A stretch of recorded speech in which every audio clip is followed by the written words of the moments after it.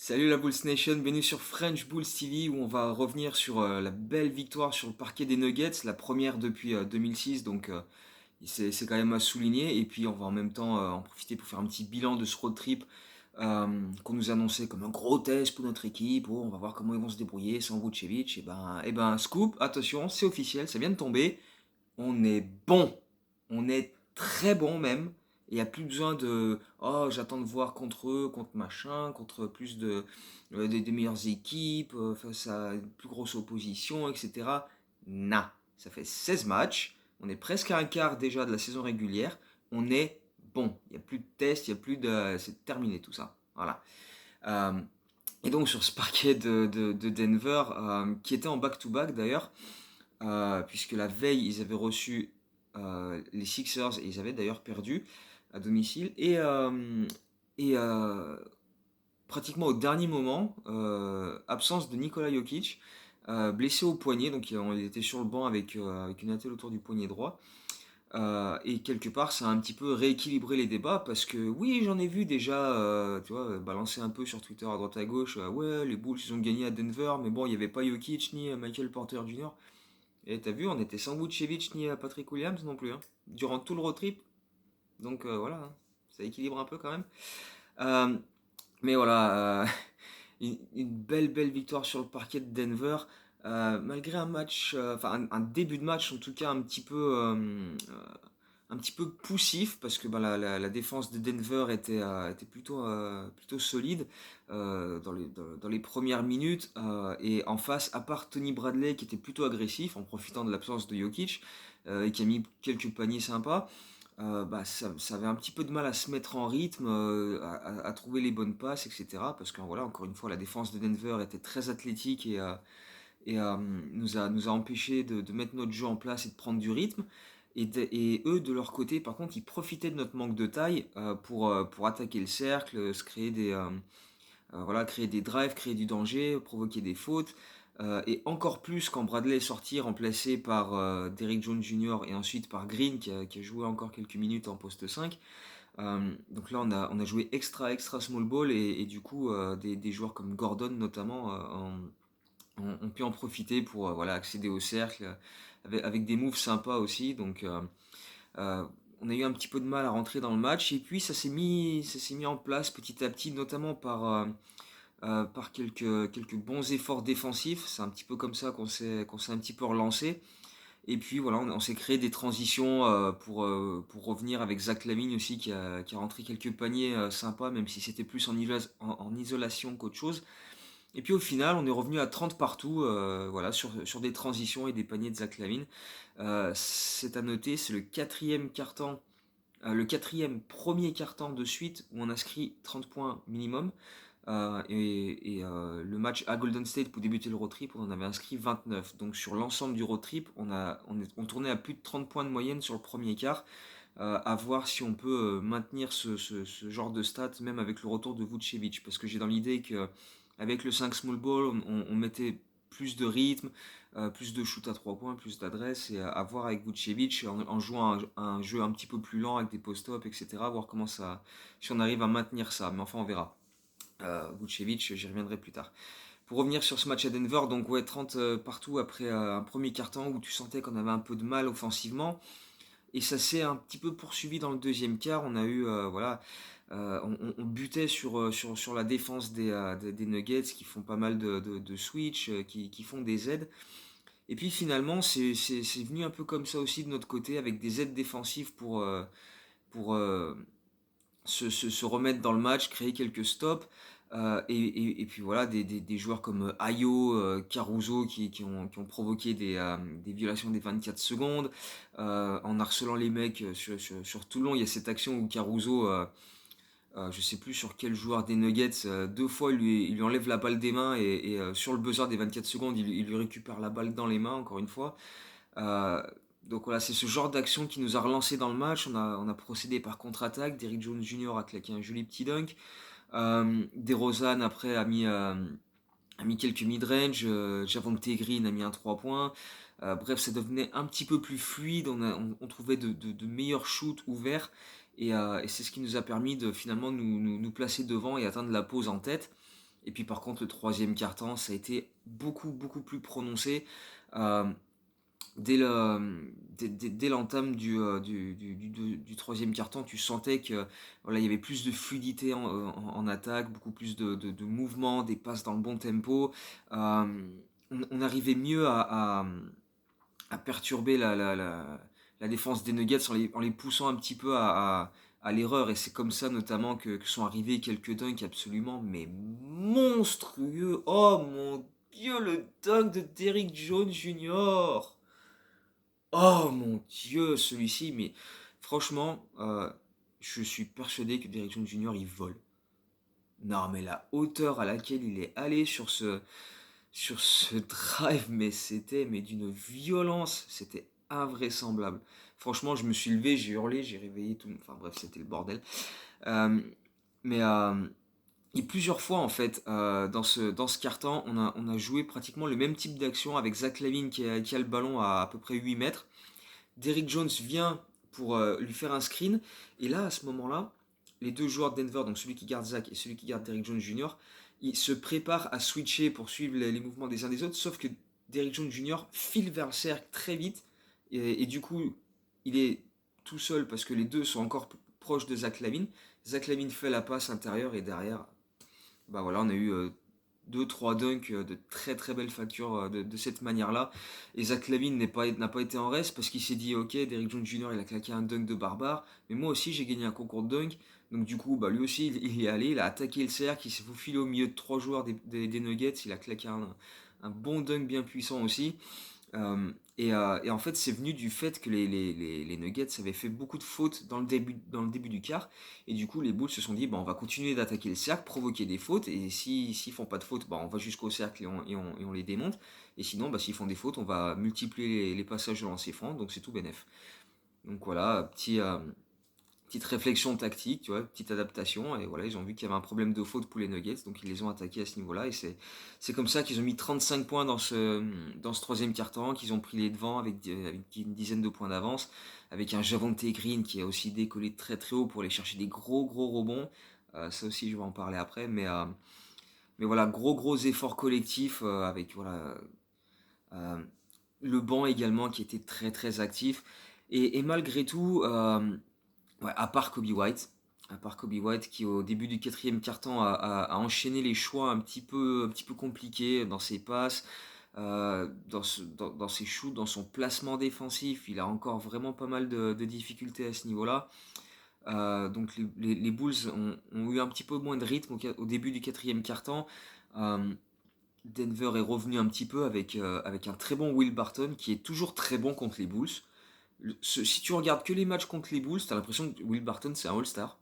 Alors qu'en fait, quand tu regardes tous les autres matchs, bah en fait, non, c'est un bon joueur, j'aime beaucoup en plus, mais voilà, faut pas déconner quoi. T'as l'impression que voilà, contre les Bulls, il est 3 fois meilleur que d'habitude, mais enfin bref.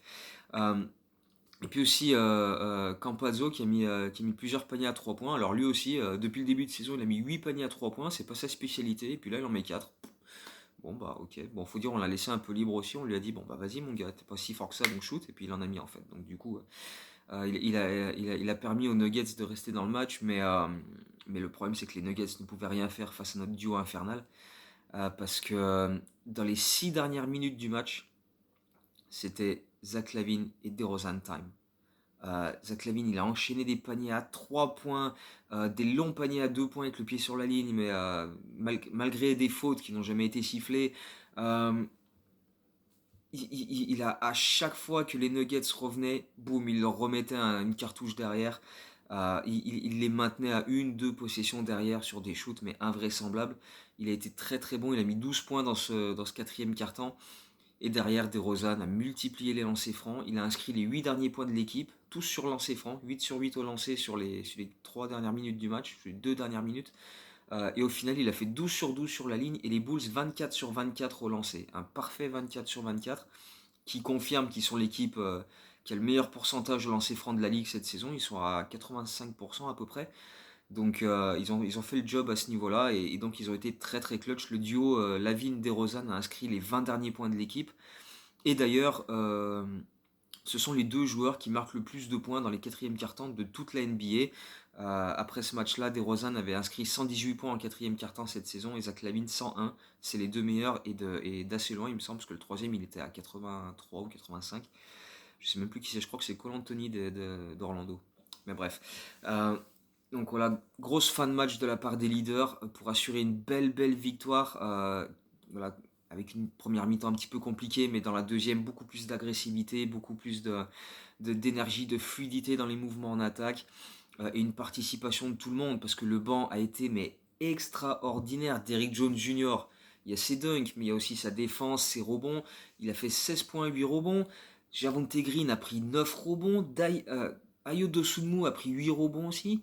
Donc ces trois joueurs-là en sortie de banc, Ayo, Green et Jones, ont pris 25 rebonds à eux trois.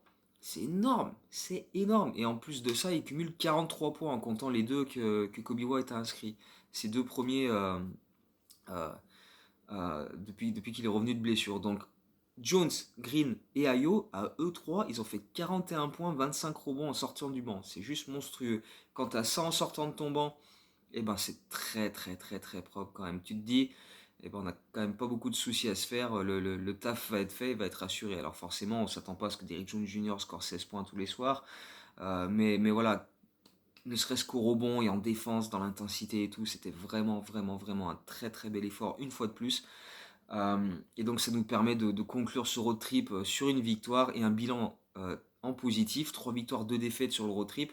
Donc moi je veux plus entendre parler de tests, oui, machin, parce que là, tu pouvais pas faire plus compliqué qu'un road trip à l'ouest face aux Warriors, Clippers, Lakers en back-to-back, Portland, Denver, sans Vucevic ni Patrick Williams. Alors ok, il manquait LeBron, il manquait Kawhi, il manquait Jokic, etc. Mais enfin voilà, nous aussi on avait des absents et ça nous a pas empêché de faire le taf, notamment en jouant en ultra small ball.